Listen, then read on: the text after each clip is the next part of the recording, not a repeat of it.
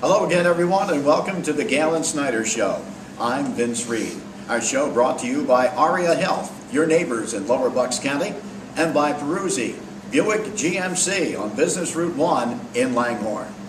And we'll take a look right now at the past season for these Pennsbury Falcons. Had a very good year, as a matter of fact, and they ended up going undefeated in the Suburban One League National Conference, capturing that championship, making it into the playoffs, and as you know, of course, losing by 1 point in the playoffs and having an opportunity to maybe move further. They were a good ball club this year, and I think they really got better as they went along. And I think one of the things that Coach Galen Snyder did was the fact that he did go up against some really tough competition, some of the best teams in the eastern part of the state, in Easton and Downingtown East, as well as the fact that Frankfort, which also had an excellent year again in the Philadelphia Catholic League, and I think that led to a lot of what they did, as they were able to find some real good athletes through the course of those 3 ball games, put things together, and make a nice run through the Suburban One League. And Coach, I think that's kind of what you had in mind when you started, was the fact that you take on tough competition, and no matter what the record, you were getting yourself ready for a good run, which of course you had.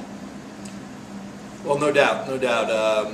We faced some really good teams all year. I think, if you look at it, we lost to Easton and Downingtown East coming out, but we had some big games during the season, particularly, the Chamonix game, and then, winning our first round game against Ruston, who was a very good team.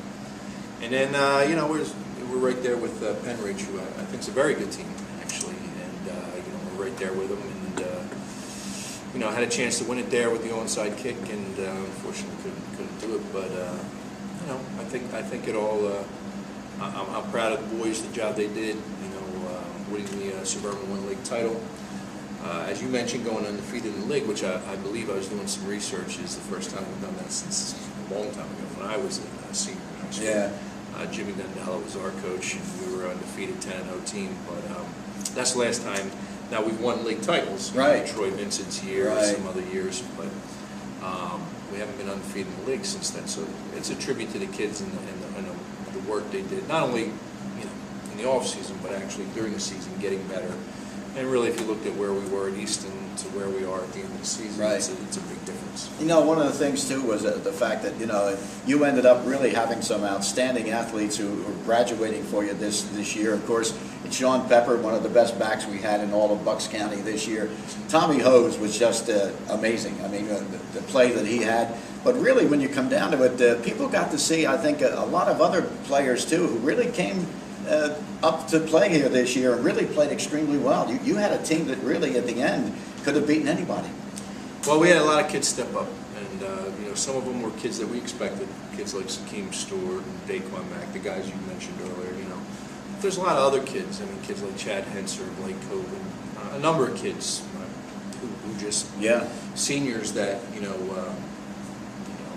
like a kid like Henser, who was he was a JV safety. We turned him into a varsity defensive end.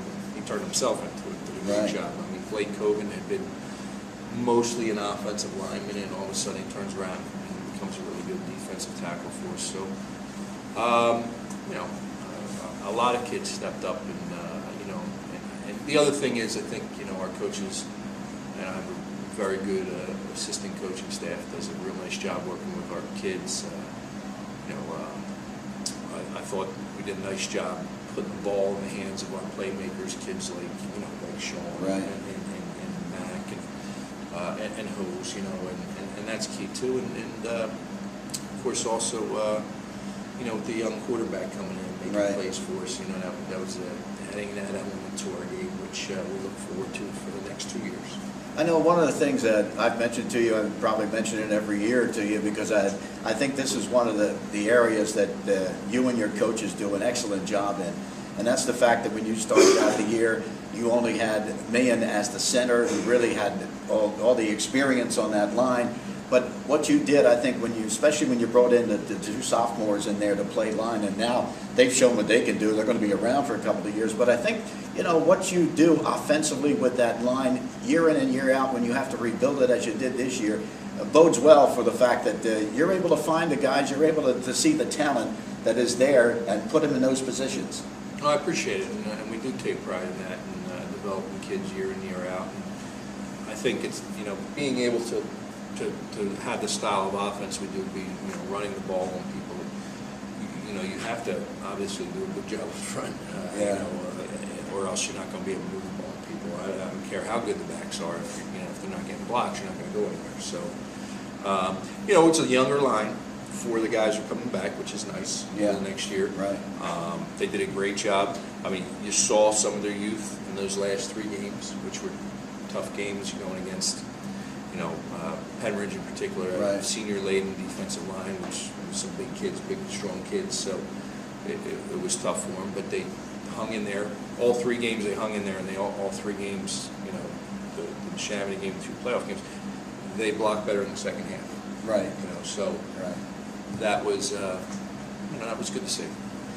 We talked about the team this year, and of course it was a great season. We enjoyed doing the ball games. They were exciting ball games throughout the year. Let's talk about some of these kids who are going to be coming back and what you have to look forward to next year. Let's start it out with Breon Clark. Now here's a kid that wasn't in your system. I came out and watched him in August when he was first going through working with a wing tee and making those moves. And of course, Donovan there already knew how to make the moves, and he was having a little problems with getting the right step as to turn and be able to hand it off to Daquan Mack or to give the ball to Sean Pepper. But one thing he did, you had him those first few weeks when he worked, when he got out there for the first time, and I think really, as I talked to him after the ball game, Downingtown East, I think that was a great job you did, and the fact that you had thought that he was ready to take on a team like that. And what it did, I think, in that game is he showed himself well, is the fact that he really felt good about himself. He knew he was going to play against probably the best team he was going to play against all year. And he played extremely well. And the biggest thing, I think, was the fact that you had enough faith in him to go up against a team like that in the first game that you played in. Well, we recognized his talent right away. When we saw him, it was just a case of him learning the offense, learning all the steps, the fakes, carrying out fakes, all those types of things. And but he was a quick study. He did a real good job, and we played a couple of JV games, and then when we felt like, hey, you're never 100% sure he's ready, but you put him out there, and why not against Downingtown? Tony had done a real nice job for us. Right. And Tony's a good leader, and Tony stepped over on the defensive side. Tony Donovan has. Right. And he's a very valuable member of our team in all areas, defense and special teams. But for Breon to come in and bring us that extra element, throwing the ball down the field, was quite a benefit, no doubt. One of the things that I like too, and of course he showed it the first 2 passes he had against Downingtown East, one for 30, the next one combination of 70 yards when it comes to getting it to Sean Pepper, the combination of those 2. That's 100 yards in the first 2 passes. The thing I liked about him as I watched him, he throws a really nice ball, really nice spiral. And as he was going along in the season, I think he's getting better and better. He's just a sophomore. Yeah, absolutely. I mean, if you look at the games, too, the Chamonix game, we win it with a pass from Breon and Sean. And Rusting game, he hits 2 passes early in the game for touchdowns that are key. And then in the playoffs against Penridge, part of the fourth quarter comeback is him throwing the ball down the field. And of course, he even opened up the scoring with a pass to Tommy Hose.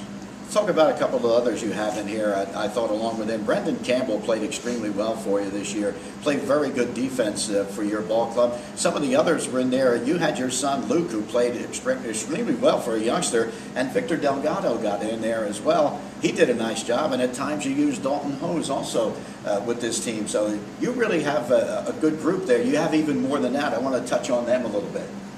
Sure. Victor started every game after the Easton game for us, outside linebacker, Delgado, and played very well. Vic's a good ball player. He's, he gets a little bigger and stronger here in the weight room. He's going to be we like the position he's playing for us, our outside linebacker, rover spot. He's going to be there for the next couple of years, and he's just a good football player. Campbell stepped in at free safety. He had shown glimpses of being able to do that as a JV player. And so this year as a junior, steps in and he did very well for us. He's a smart kid, good athlete, starts on the baseball team. He's Bruce Campbell's brother, the kid who played quarterback for us a couple years ago. So he comes from a family that's, understands sports. And He's done a great job, and you know, the Ho's going to be a real good ball player. A little different than Tommy. Tommy's more of a, you know, Tommy's more of an inside linebacker. Right. Dalton's more of an outside backer and a real good runner.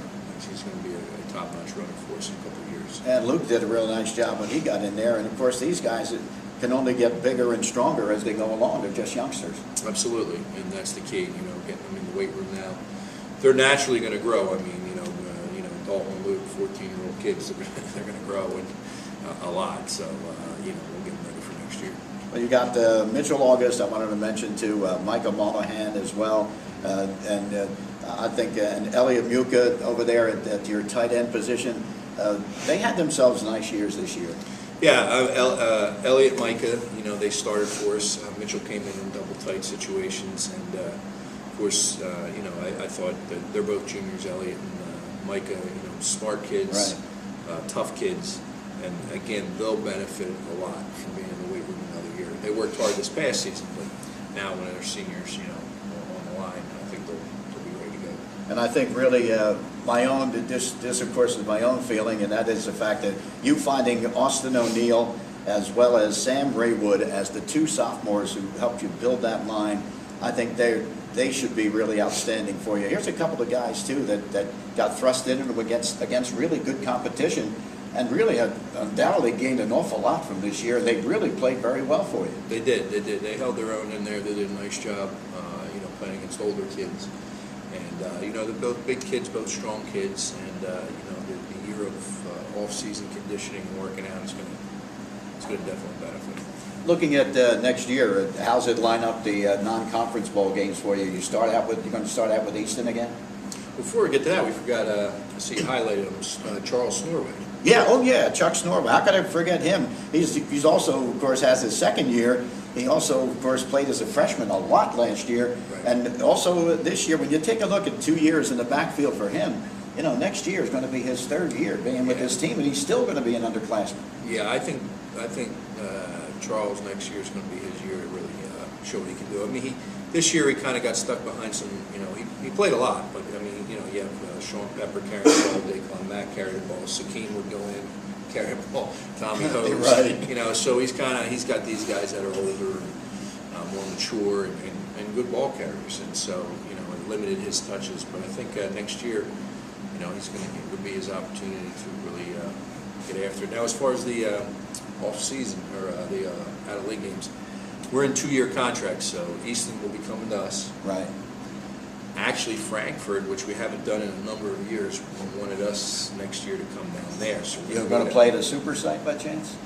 No. Or at Frankfurt? We're going to play at Frankfurt. That's the one we do the game from on top of the roof. You remember that? I do. We'll be back on top of the roof. So, yeah, we'll be down in Frankfurt on a 12 game on a Saturday. And then I used to live down there, so I don't mind it down there. Of course, I'm not on a roof. And then we have Downingtown East coming to us. Oh, very good. That's good. That's a good trio to open up the season with, because they're all good caliber teams year in and year out. No doubt. And one of the guys I wanted to mention who caught my eye during the course of the year that I think is another guy we're going to see a lot of, Ronquay Smith, who is, of course, a junior for you, got some time in there. And I mentioned about the fact when this kid got in the ball game, when you had games wrapped up in the fourth quarter, he had a nose for the end zone, and boy, he wanted to get there in a bad way and did just that. I think he could be a big one for you, too. Yeah, I mean, Ronquay's another kid who's very quick with the ball, you know, good feet. And tough kid. We just got to get him in the weight room, lifting weights. And I noticed you mentioned Quinn Fender too. Quinn played a valuable role for us a little bit too. When got in some time at running back. I think it was the Frankfurt game. He stepped in a corner, did a nice job, and played some special teams. So yeah, there's a lot of young guys that we think are going to do some good things. And well, like I said, Ronquay's going to get him in the weight room. He's ready to go. And of course, listening to that, and that's what we want to let everybody know about, was the fact that you listen to how many guys he has that really have played this year, gotten an opportunity.